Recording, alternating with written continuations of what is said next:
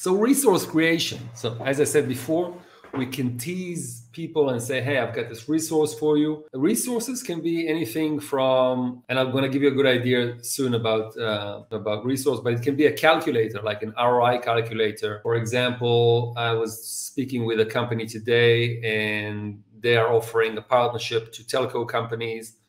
So for them, they can create a resource which says, usually the service that we're providing through telco companies is giving them X revenue based on every 1 million subscribers that they have. And by not using us, this is how much money you're leaving on the table. So they can actually create a resource like that, or how much they can make. Okay. Or it can be a PDF, a white paper, or any other resource like that. Or you can take, for example, a big piece of research that just went out, for example, and summarize it for them and say, hey, there's a lot of talk about this and that, and there's a big research on that.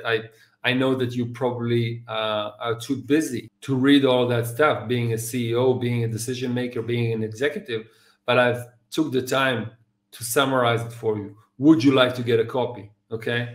So resource creation, for example, what I've used now is there's a lot of hype, as you know. This is why we hear about ChatGPT. So if you're targeting VP HR or VP people, you can just say, hey, how can VP HR or VP people can use ChatGPT, and it gives you all those ideas that you can use, and you can send it to them.